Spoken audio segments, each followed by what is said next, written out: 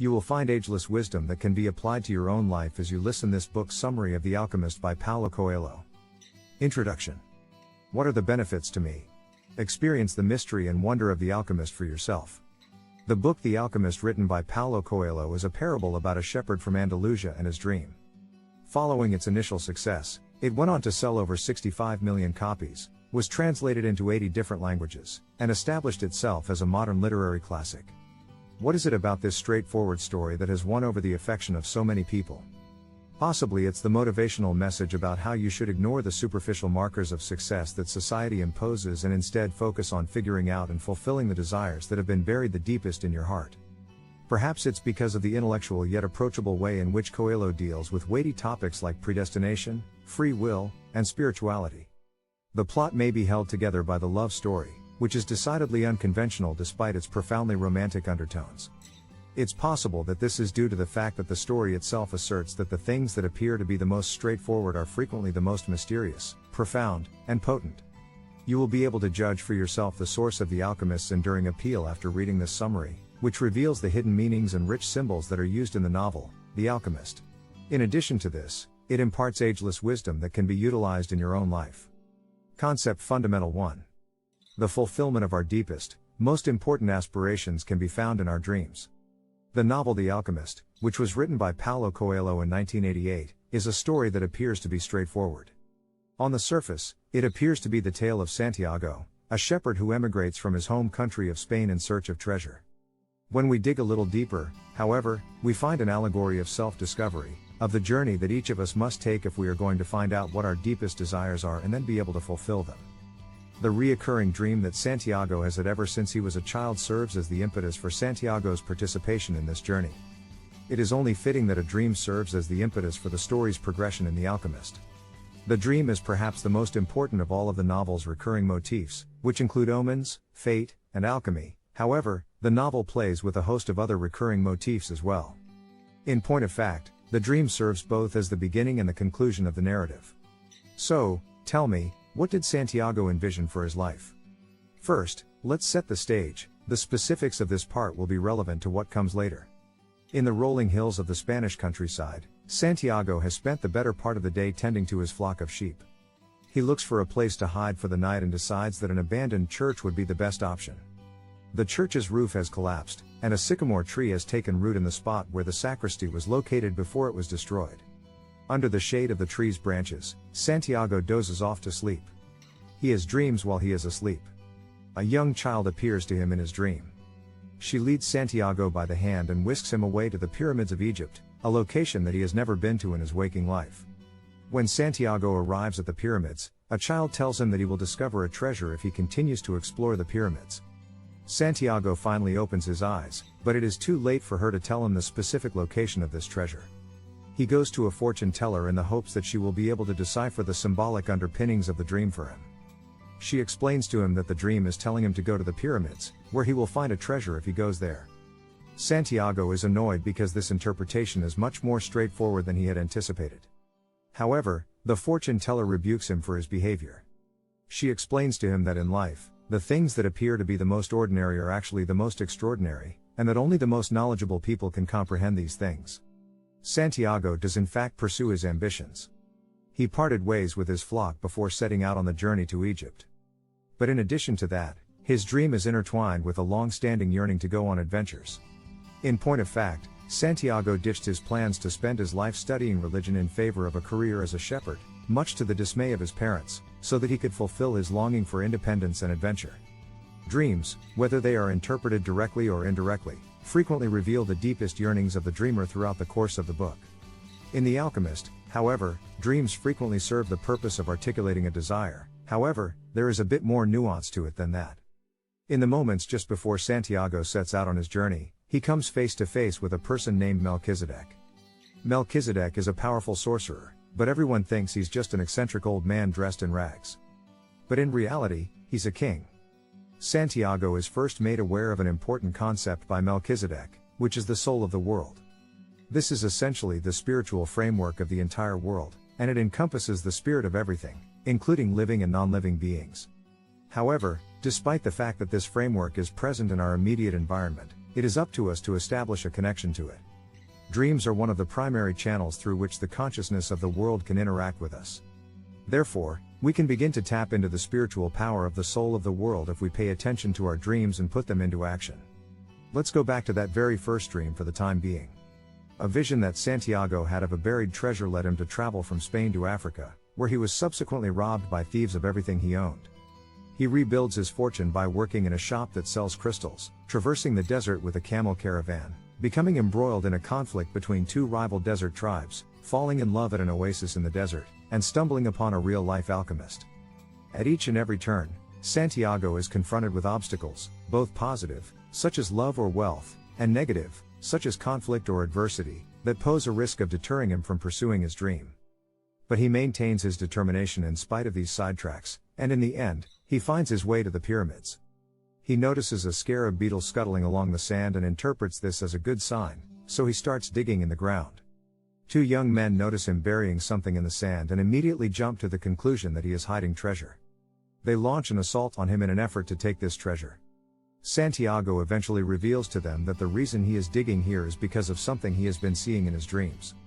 He is given his freedom, but the men look down on him. One of the people around him says that he shouldn't be so naive as to believe in his dreams. After all, he has always been plagued by a recurrent dream, but he has never been so foolish as to spend his entire life trying to fulfill that dream. The aspiration of the young man? That if he ever goes to Spain and finds a church that is falling apart in the middle of the countryside, he should dig deep down where a sycamore tree grows because he will find treasure beyond his wildest imagination there. In this regard, Santiago's dream brings him full circle.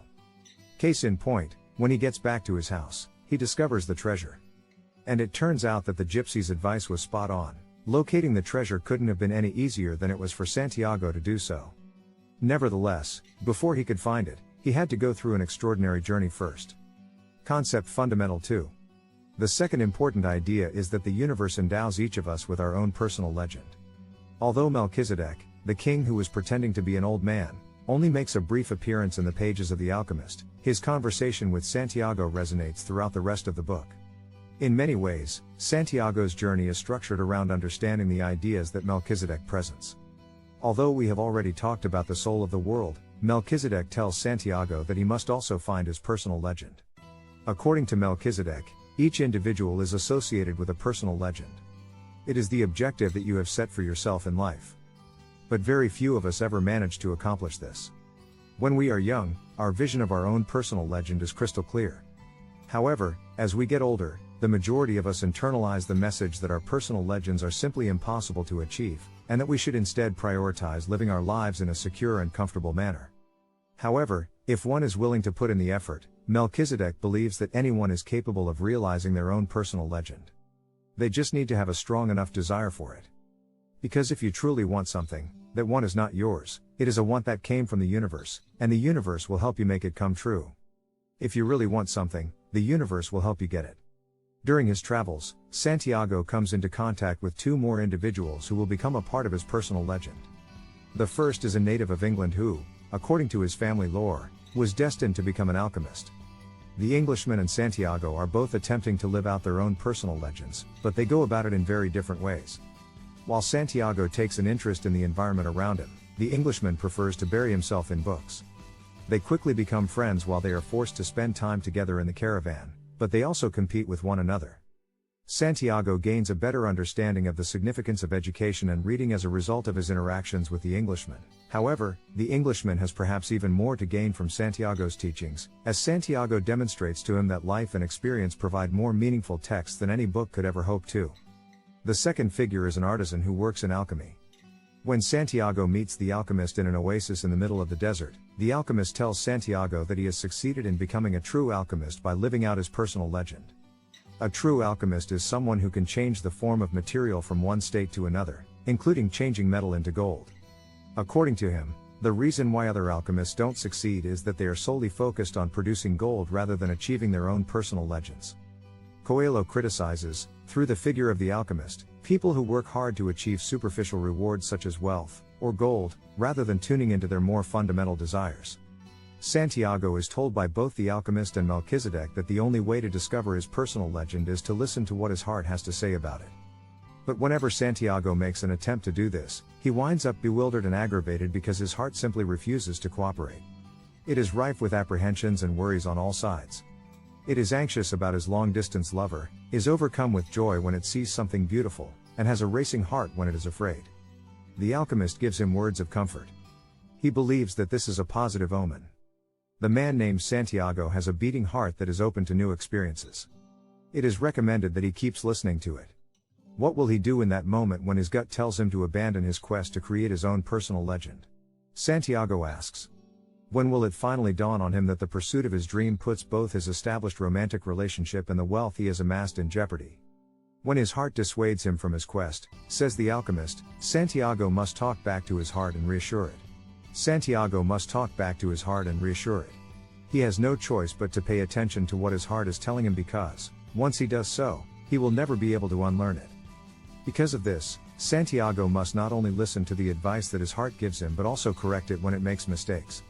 When Santiago finally manages to convince his heart to remain loyal to him and not be afraid of the pain that he will endure, his heart begins to impart to him the knowledge that the soul of the world possesses. Fundamental Concept 3. The third essential idea is that love is not synonymous with ownership. The Alchemist is a story that is brimming with different meanings and concepts, and different people can find something entirely different in it. However, many people see it primarily as a love story at its core. The story of Santiago and Fatima is one of the most interesting and engaging narrative strands that the book has to offer. At an oasis in the middle of the desert, Santiago runs into Fatima. The caravan he is traveling with is stopped there to avoid getting caught up in a conflict that is currently brewing between two rival desert tribes. It is at a well, where she has come to fill her water jar, that he first comes into contact with her. Every day, Santiago waits by the well in the hopes of catching her attention and having a conversation with her. During these fleeting exchanges, they discuss their aspirations and plans, and it is expected that they will soon become engaged to one another. Through the story of Fatima, Coelho raises questions about love and possession, including the following: is it possible to truly possess something that you love? And if you don't really care about something, is it even possible to own it in the first place? When Santiago leaves Spain, he takes his flock of sheep with him. When he arrives in Tangier, he is robbed of his accumulated fortune, and eventually, the gold that was given to him by the alchemist at the pyramids. Each stage of Santiago's journey forces him to part with things that he values deeply in some way or another. The most difficult thing to let go of, however, is Fatima. Santiago begins to question whether or not he should actually be pursuing his personal legend if doing so would require him to abandon her. Is she not included in his personal legend at this point as well? Fatima has a unique perspective on the situation. Santiago receives instruction from Fatima to proceed with his journey to the pyramids. She has always had this recurring dream that traveling through the desert will bring her a wonderful gift, and she believes that Santiago is that gift. She tells him that she has become a part of his personal legend, and that if it is meant to be, she will still be here when he returns even if that doesn't happen. As a woman who lives in the desert, she is well aware that men must travel farther away before they can come back. She is also aware that if they do not come back, it is possible that their soul has been absorbed by something else, such as an animal, a sand dune, or some other component of the soul of the world. The alchemist contributes to Fatima's way of thinking by providing support. According to him, the reason Santiago does not leave the oasis is not because he does not love Fatima, but rather, it is because he does not trust himself to come back if he does leave her side. Santiago's love for Fatima can be expressed in the most sincere manner if he first separates himself from her and then comes back to her. Love in its more general sense also plays a significant part in the narrative, as the author, Paulo Coelho, is fascinated by the love that is imbued in the cosmos as a whole. The scene in which Santiago must demonstrate to some suspicious members of the tribe that he is, in fact, an alchemist, is an excellent illustration of this point. They are told by the alchemist that in 3 days, the boy will demonstrate that he is a genuine alchemist by transforming himself into the wind. Santiago is completely oblivious to the means by which he will accomplish this. However, he is fluent in the language that is spoken throughout the cosmos. He tells the desert that he is in love with a woman and that he would like to return to her in the form of a desert wind. He then asks the desert to transform him into the wind so that he can fly back to her. The desert informs him that it is unable to assist him but suggests that he speak to the sand, which then suggests that he speak to the sun. Santiago communicates his affection for all of these components of nature by speaking the language of the universe. Santiago realizes that these natural elements, just like himself, are merely attempting to follow their own personal journeys because none of them have the ability to assist him in any way. He is a member of that group. He does not, alas, transform into a gust of wind as a result of having this realization. However, the desert, the wind, and the sun are so enthused by the conversation about love and the universe that they work together to produce an exciting desert wind. At this point, Santiago fully realizes his potential as an alchemist. Concept Central 4. It is up to you to follow the signs that point the way to your future. The conflict between foreordained events and the choices we make on our own is a driving force behind much of what happens in The Alchemist. Why do we have to put in so much effort to realize our personal legend if it has already been decided by the cosmos?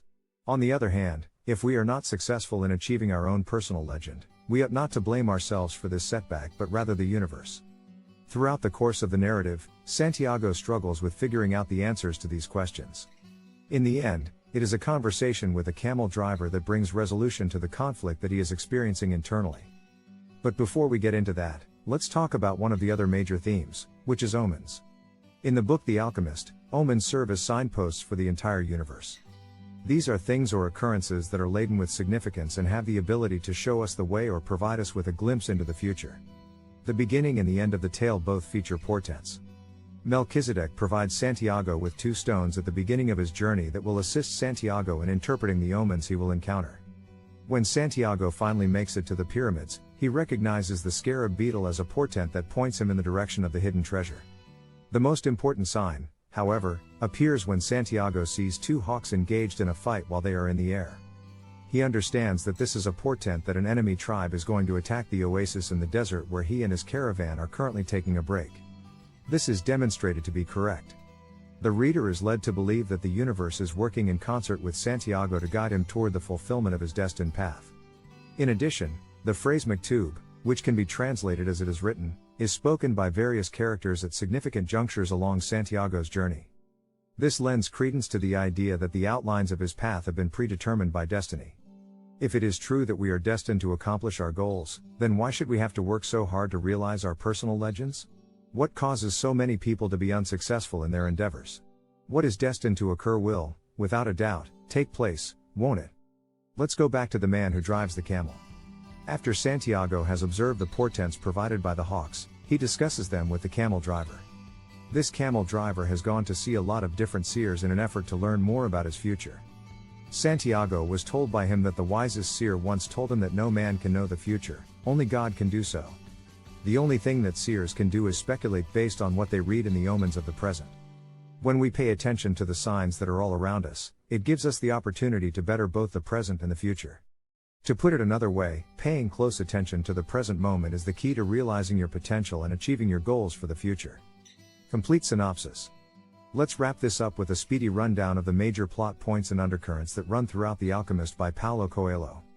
An encounter with the enigmatic King Melchizedek convinces Santiago, an Andalusian shepherd, that it is his destiny to travel to Egypt in order to fulfill the recurring dream he has had since he was a child. Santiago makes the decision to go to Egypt in order to fulfill the dream. Along the way, Santiago is confronted with challenges and sidetracked by diversions. A conflict in the desert impedes his journey, he meets an educated but inexperienced Englishman, and he falls in love with Fatima. He is robbed, and he must rebuild his fortune by working in a crystal shop. In addition to this, he comes into contact with an alchemist, who teaches him the significance of connecting with the soul of the world and listening to his own heart.